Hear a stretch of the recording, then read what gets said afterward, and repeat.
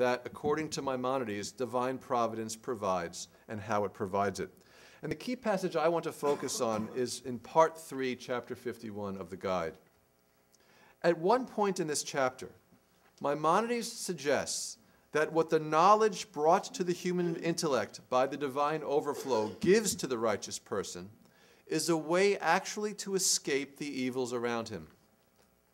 Maimonides says here of the intellectually perfected person, somebody who has tapped into the overflow, that he is literally protected from suffering any harm in the world. And here's the passage. Here's our passage, number 5. The providence of God, may he be exalted, is constantly watching over those who have obtained this overflow, which is permitted to everyone who makes efforts with a view to obtaining it. If a man's thought is free from distraction, if he apprehends him, may he be exalted in the right way and rejoices in what he apprehends, that individual can never be afflicted with evil of any kind. For the thing that necessarily brings about providence and the deliverance from the sea of chance consists in that intellectual overflow. A human individual's being abandoned to chance so that he is permitted to be devoured like the beast is his being separated from God. If, however, his God is within him, no evil at all will befall him. If you should happen to pass on your way a widely extended field of battle, even if 1,000 were killed to your left and 10,000 to your right, no evil at all would befall you. Kind of picture the old Warner Brothers cartoon where one of the characters has been cocked on the head and just walks cluelessly through all this mayhem happening around them, but they don't suffer a scratch. If they walk off a cliff, they don't fall, they just turn around and come back. This is a very extraordinary claim for Maimonides, or anyone, to make. It seems to suggest that the virtuous person can truly escape from the vicissitudes of fortune that affect all beings in the world, to become, in effect, immune from the forces of nature that govern all events and affect the well-being of all creatures, and that make life a chancy thing. Can Maimonides really mean this? This question has been asked from Maimonides' earliest readers, including his translator, Samuel ibn Tibbon, to his most recent commentators. Speculation has ranged from those who suggest that Maimonides sees such extreme divine protection as involving constant miracles from God, to those who argue that the stated imperviousness to external harm comes through the perfection of the intellect, because in achieving such perfection, we become like celestial beings, disembodied beings, and are thus untouched by terrestrial events. This is Moshe Narboni's reading of this chapter. Most scholars rightly reject such suggestions as inconsistent with Maimonides' overall approach to these topics, and especially inconsistent with the naturalistic tenor of his account of providence. They have therefore concluded, as Charles Suati has, by saying, no, Maimonides does not really mean what he says in part 3, chapter 51. Even the virtuous person cannot eliminate or even reduce chance or luck in the external circumstances of his or her life.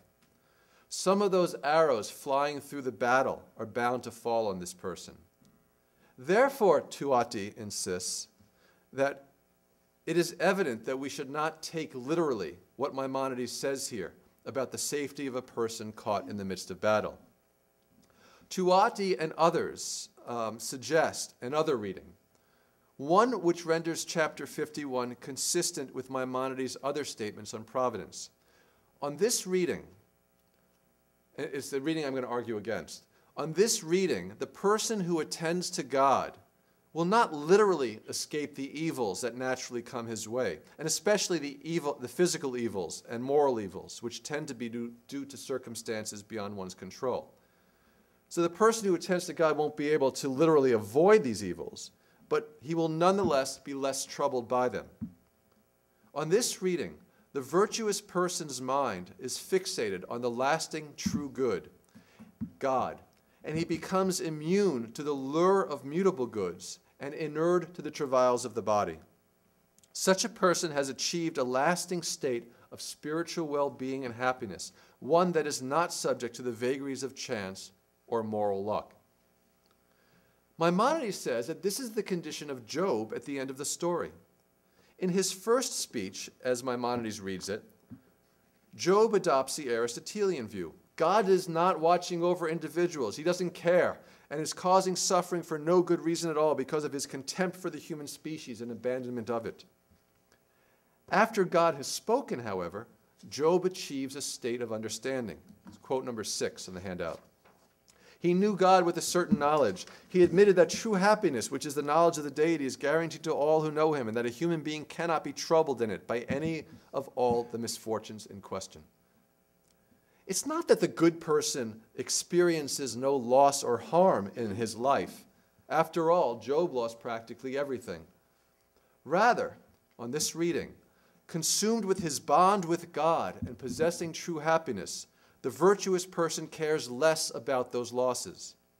He may see evils in his lifetime, but they will not constitute an affliction for him. Or to put it another way, if by evil we mean true evils, then in this sense, no true evils will touch the virtuous person. On this reading, the lesson that Maimonides sees here is a Stoic one. Now, this interpretation, offered by Tuati and others. Tuati is probably one of the 20th century's greatest Maimonides scholars and was at one point the chief rabbi of France. And he was followed in this reading by a good number of Maimonides scholars. In fact, I would say this is the dominant reading of this passage in the last 50 years. This reading is certainly one that we can attribute to Maimonides, and it makes good sense of much of what the Guide for the Perplexed has to say in several places about providence and evil. However, I want to suggest that we should not be so quick to dismiss the first reading of chapter 51 and write off the passages in which it appears merely as metaphorical biblical exegesis, as Tuati says, or simply a matter of the incoherencies that Maimonides puts in the Guide for his esoteric purposes. But I want to give this new reading without introducing divine miracles or humans becoming like celestial beings. And this is where the connection to the topic of this conference, the order of nature, comes in. That is, I think that Maimonides does believe that the virtuous person can diminish the degree to which chance affects his overall well-being and reduce the role of moral luck in the external circumstances of his life. Not simply because the virtuous person does not recognize the things brought by chance as real goods or evils, but also because such a person, unlike the non-virtuous person, can exercise greater control over the events in which they engage and over the things that happen to them.